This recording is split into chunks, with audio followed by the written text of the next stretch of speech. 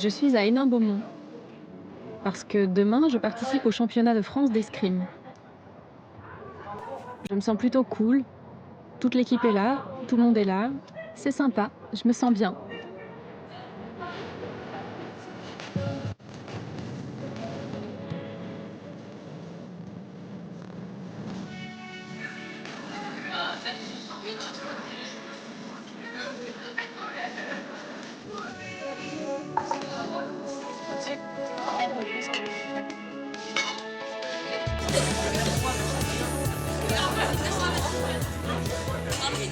Ok, alors demain, on arrive à la compète. On confirme vite les inscriptions, je crois, normalement. Il doit y avoir la confirmation. Ok, et puis derrière, c'est tout de suite échauffement. Le matériel, il doit être nickel. Hein, on fait un petit check sur tous les fleurets, les fils. Ça doit être impeccable. On arrive, on se met tout de suite en route. Hein, d'accord, la journée va être longue. Il faut bien se mettre en route et ça va démarrer assez vite. Donc c'est pas j'arrive, je papillonne. On se met dans la compète. Hein, mode T-Rex demain. Ce soir tranquille, demain mode T-Rex. Allez, à demain. Que vous avez pris.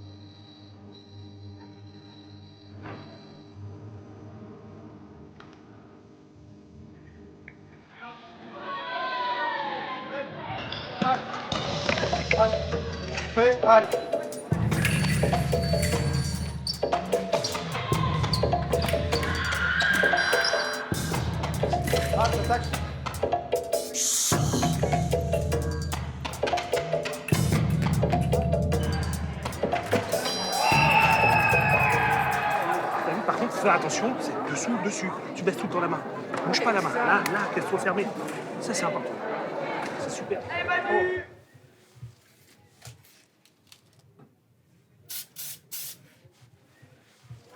J'ai longtemps combattu en gardant mon implant pour pouvoir comprendre l'arbitre. Et en début d'année, je me suis rendu compte que ça n'allait pas. En fait, souvent, avec l'implant, je comprenais mal. Et je pensais que l'arbitre me sanctionnait. Et du coup, je m'énervais facilement. Finalement, j'ai préféré faire sans. Et je suis plus centrée sur moi, plus forte. Et pendant les assauts, je me suis rendu compte que j'y arrivais mieux. Je suis plus concentrée, mon champ visuel est plus ouvert. Donc, c'est mieux sans implant.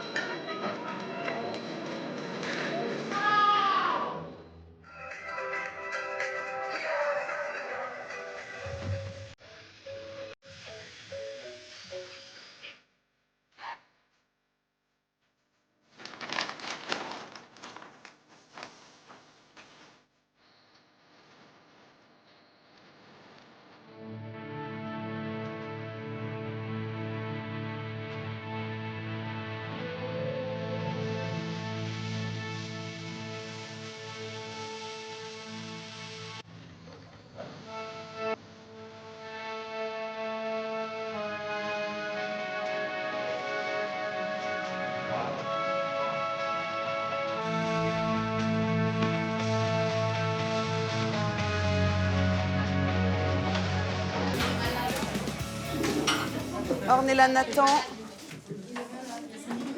Sarah. Ici, on est à Lyon, au lycée Jean-Paul Sartre de Bron. Je suis dans une classe bilingue, c'est-à-dire que sourds et entendants sont regroupés. On est mélangés. Évidemment, on a des interprètes. Ou parfois, les professeurs enseignent directement en langue des signes, comme en histoire. Alors là, on est qu'entre sourds. Tous les volontaires peuvent venir là ici pour réciter un poème de leur choix. Je tombe dans la mort et le métro me heurte. Tout est fini. L'heure a sonné.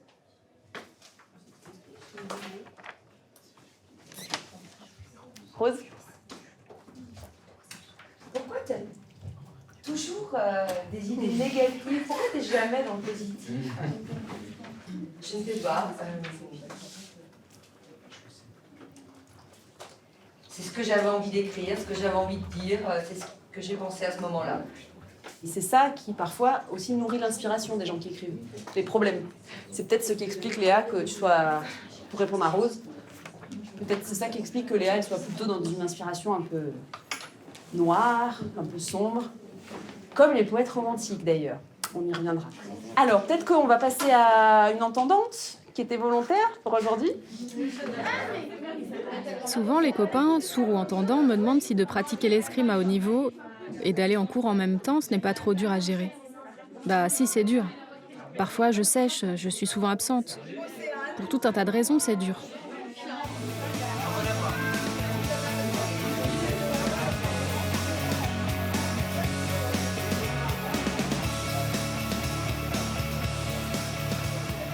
Quand on s'est rencontrés au mois de septembre, quand on a fait connaissance, comment dire, Bah attends, faut être honnête, hein. En début d'année, on pouvait pas se sentir. On s'est disputé et après, ça a été mieux. Finalement, cette dispute, ça a été comme un déclic. c'était aussi un problème de caractère. Mais on a fini par s'entendre. Oui. Je sais pas comment, mais après cette dispute, on s'est vite trouvés.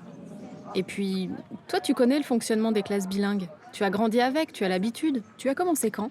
En CE1. Ah bah oui. Une classe bilingue m'a bien apporté parce que je me suis ouvert à des personnes qui sont un peu plus... qu'on mettait toujours à l'écart et j'ai découvert deux personnes qui étaient super gentilles. Et du coup, j'ai mûri à ce niveau-là. Moi, je suis pour les filières bilingues, parce qu'on est à égalité avec les entendants. On est dans l'éducation nationale. Le niveau dans les instituts pour jeunes sourds, comme Saint-Jacques, il est souvent en dessous. Ça me plaît pas, je préfère éviter. Je préfère être à égalité avec tout le monde. Après, il y en a qui râlent parce que les sourds n'ont pas accès à certains métiers, qui ne sont pas à égalité. Bah, policier, par exemple. Pourquoi c'est si rare de voir des sourds dans la police? Parce qu'ils n'ont pas le niveau. Et ça vient des instituts. C'est la faute des professeurs qui devraient s'organiser. En fait, dans ces instituts-là, le niveau, il est vraiment nul. Les filières bilingues, c'est mieux. Comme ça, on suit le même cursus que tout le monde et après, on peut choisir le métier qu'on veut. Oui, c'est vrai. Moi, depuis mon enfance, je vois bien que les sourds sont capables de tout faire. Pour moi, ce mot « impossible », il ne devrait pas exister. J'ai toujours constaté. Par exemple, toi, tu fais de l'escrime, c'est ta passion. C'est pas la mienne. D'ailleurs, j'avais jamais regardé d'escrime avant. Mais tout ce que tu me racontes m'a poussée à m'y intéresser. Je suis fière de toi, d'autant plus que tu as été sélectionnée dans l'équipe de France. Donc c'est important de savoir que tu en es arrivée là. Tout ce que tu fais, ça montre que l'impossible n'existe pas pour les sourds. Et ça me rend fière. Depuis mon enfance, j'ai beaucoup d'amis sourds qui me disent, et ça c'est typique des sourds et ça m'énerve, que les sourds ne peuvent pas faire du sport de haut niveau, du foot de haut niveau. Et moi je leur réponds direct, mais vos gueules, taisez-vous, je fais ce que je veux. Donc ils ne me font plus de réflexion. Et puis quand j'ai été sélectionnée en équipe de France, ils en revenaient pas. Maintenant, ils disent plus rien.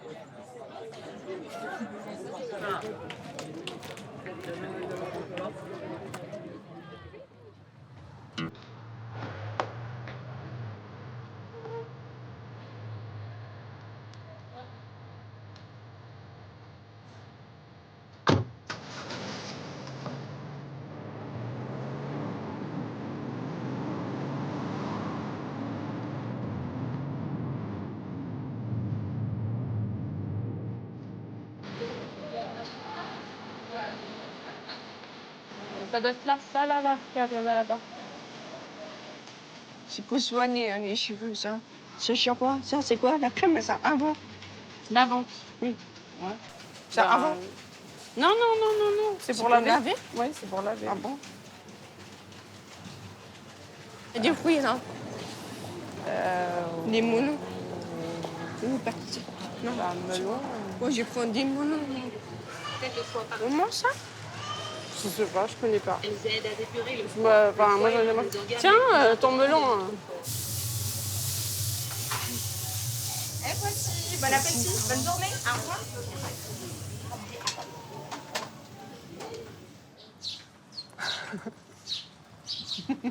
En fait, au tout début, fallait trouver un sport de combat, mais qui ne touche pas, ou avec des protections. Parce que Rose a un implant. Et je me suis dit, pourquoi pas le tennis? Après, tu as dit oui, ouais, on va essayer. Et après, c'était une ancienne copine de Maxence qui avait dit, tu vas faire quoi l'année prochaine comme sport?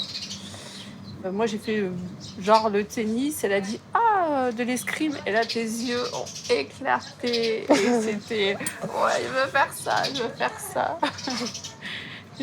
Et je t'ai jamais vue aussi heureuse quand t'as annoncé que t'allais faire de l'escrime, quoi. Oui, je sais bien qu'avant l'escrime, j'étais beaucoup plus renfermée sur moi-même. Et après, je suis devenue beaucoup plus ouverte, vraiment plus. C'est flagrant. Oui, oui, oui. Pour toi, le sport, ça t'a apporté la parole. Ça t'a obligé à parler avec les entendants. Avant, je vivais à Chambéry et là, je suis venue m'installer à Lyon pour la filière bilingue. C'est super, on est sourds et entendants mélangés, tout est accessible ou presque. En tout cas, il y a ce qu'il faut. C'est bien d'en faire partie. Et je suis aussi venue pour le club d'escrime, un des meilleurs clubs de France. C'est super. La coupure a été super compliquée. Elle sort d'un tout petit collège où il y avait 300 élèves à peu près, où c'était la seule sourde, elle était en intégration, elle a été chouchoutée par les professeurs, par la directrice. Et d'arriver à Lyon, dans un énorme lycée, avec les sourds, et du coup, il a fallu prouver que tu étais sourde aussi, parce que tu as parlé aux entendants, tu as parlé aux sourds. Avec la communauté sourde, c'était des fois compliqué en début d'année. Oui, je me rends compte que je suis beaucoup plus autonome que l'année dernière. Il y a eu un grand changement. Je suis vraiment plus autonome. Je sais que je suis jeune, mais on s'en fout de l'âge. Ce qui est important, c'est ce qu'on a dans la tête. Pour nous, pour la famille, t'es la dernière. Donc c'est compliqué de devoir partir. Pourquoi c'est compliqué? C'est rien. Si, affectivement, c'est dur. Maman, et là, elle m'a dit, c'est chaud, le conseil de classe pourrait. J'ai dit pourquoi? Moi, Ilan, Dylan, Swan, on passe en première. Pour toi, Rose, on n'a pas de réponse. Et on va seulement parler avec ta famille, pour parler dans l'avenir. Non mais sérieux? Ils t'ont dit que tu passais pas? Non, j'ai pas de réponse. C'est bizarre ça, hein? Ouais, oui.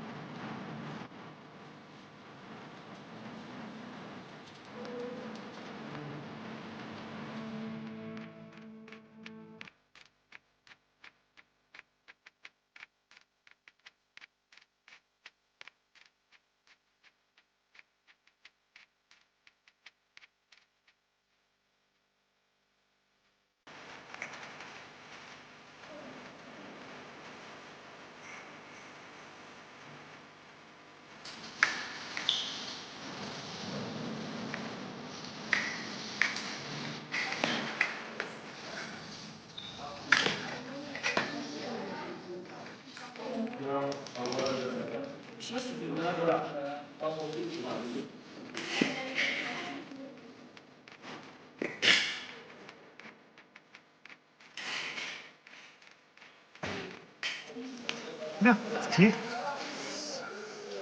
Si tu sur les jambes, taille doucement, puis après vite. C'est bien.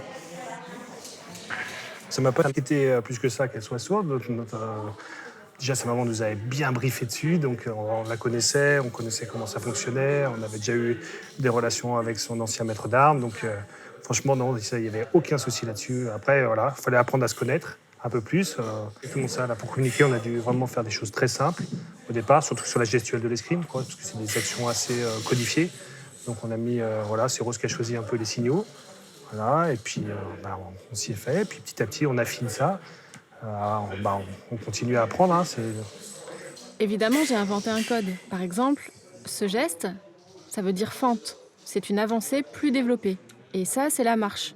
On avance. Il y a aussi la retraite quand on recule. Voilà, on a un code. Ça évite d'apprendre la langue des signes, c'est pas la peine.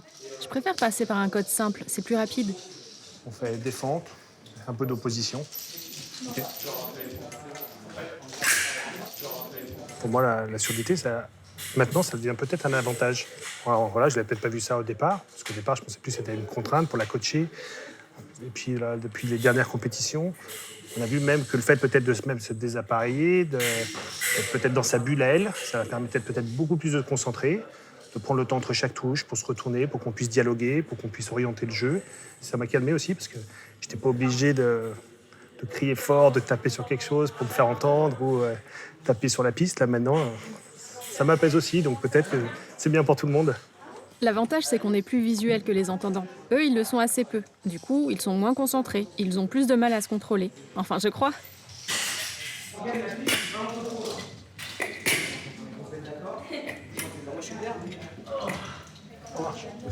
Elle abordait les premières compétitions internationales, donc il fallait passer un cap. Donc, je pense que ça a été dur à digérer, le premier trimestre, voire le deuxième. Et puis, ça a bien carburé. En termes de résultats, c'était fort. Mais après, digérer tout ce qu'on essayait de lui apprendre, c'était compliqué. L'escrime, c'est un sport de maturité. Rose, elle a des fois des petits soucis, des sauts de concentration.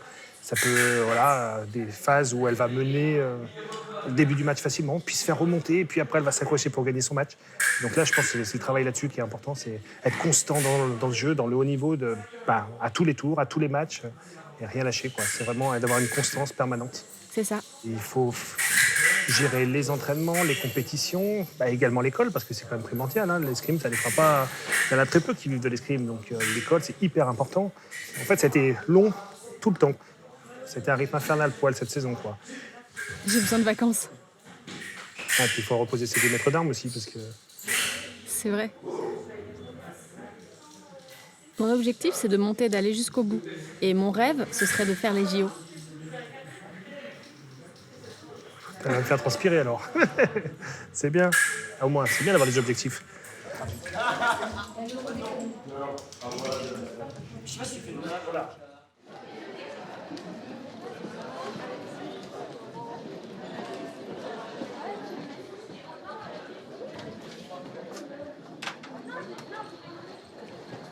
On m'a dit que mes notes n'étaient pas terribles, que j'étais trop absente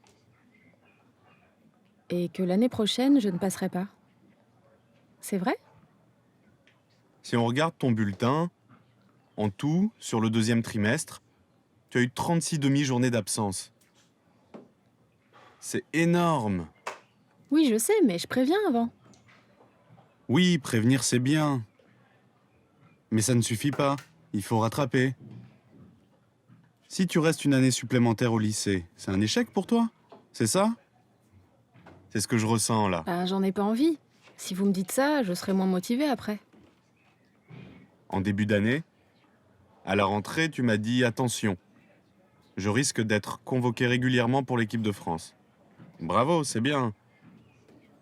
Mais j'ai demandé à ta mère qu'elle nous envoie un calendrier précis de tes dates de convocation. Et je l'ai jamais reçu.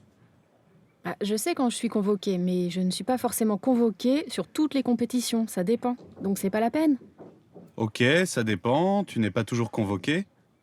Mais quand tu reçois un courrier de la Fédération d'escrime, quand il te convoque, eh bien tu dois nous envoyer un mail en urgence pour nous en informer. Moi, je ne le reçois jamais, c'est ma mère qui le reçoit.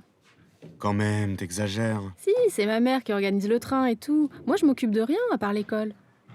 Quand tu prépares une compétition, tu le sais que tu vas y aller. Quand on gère 2 projets en parallèle et qu'on veut réussir dans le sport et dans les études, eh ben il faut le faire. Oui. Si tu veux que l'équipe enseignante te donne les cours à l'avance, c'est à toi de prévenir l'équipe à temps. Et pas juste dire « je vais être absente demain ». Qui doit gérer ça? C'est à qui de coordonner? Bon, on va attendre le rendez-vous avec ta mère pour discuter de tout ça et de ta situation.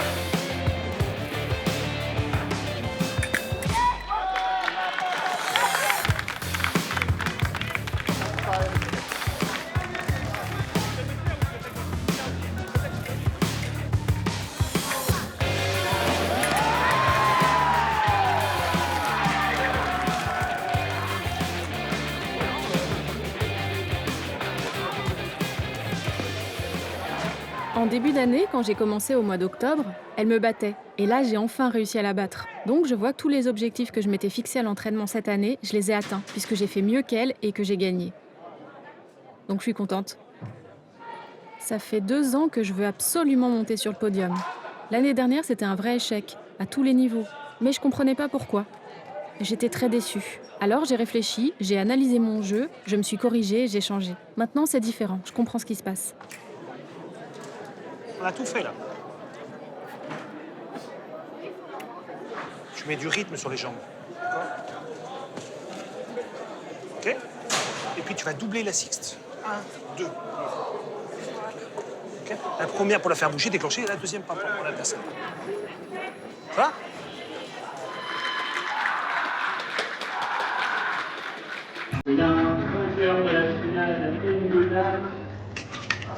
Allez.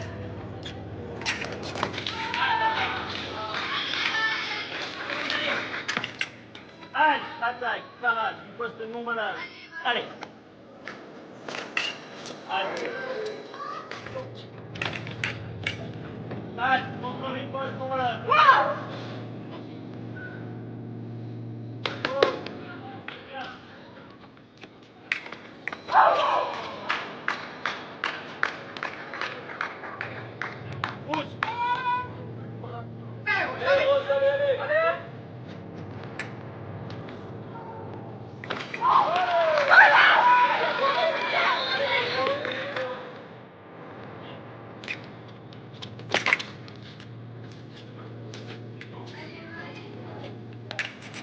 Allez, parade, du poste.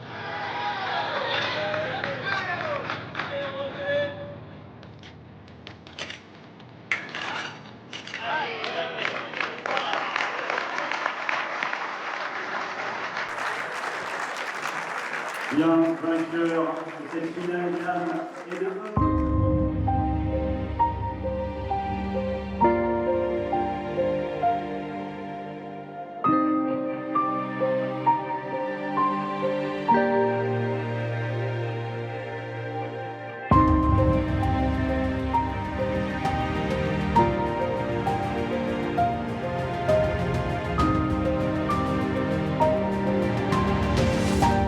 Super journée, d'accord?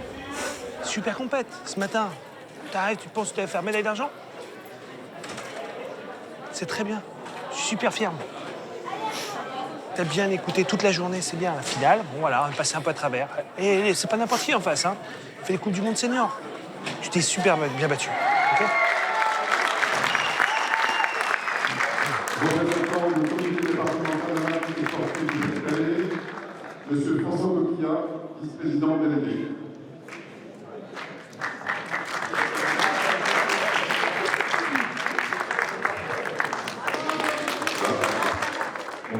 Alors, le bilan de cette compétition, il est plutôt bon. Je suis vraiment contente. Je me rends compte que j'ai beaucoup appris.